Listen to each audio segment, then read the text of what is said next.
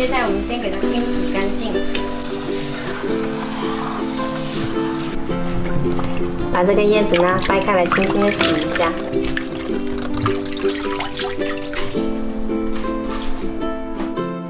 接着煮一锅开水，把芥菜放下来烫一下，烫成这样子呈翠绿色就把它夹出来。用来放芥菜的这个容器呢，也要用开水烫一下。再把芥菜呢摊开来，沥干水放凉。烫芥菜的水呢，加入3勺盐，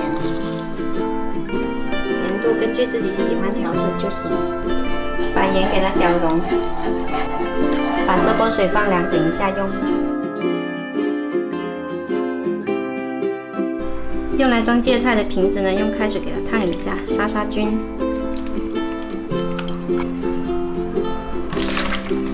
然后给它倒扣过来，沥干下水。我们再来拍一块南姜。南姜呢，它用来腌制这个一些菜的话呢，特别香。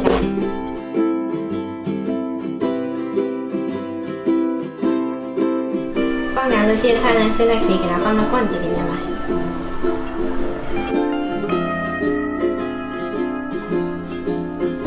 再撒上一点南姜，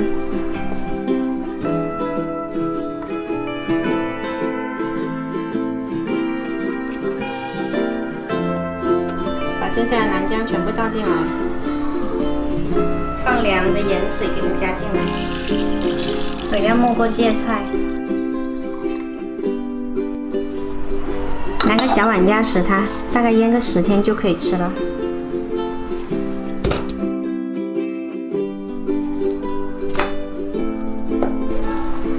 这个咸菜我腌了有8天了，今天拿一点出来吃，颜色很漂亮，闻着好香啊！它完全没有那种外面买的那种很多添加剂的那些味道，很单纯的清香。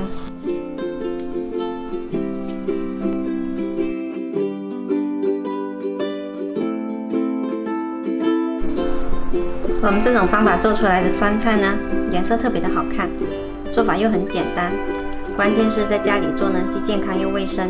喜欢的话可以试一下。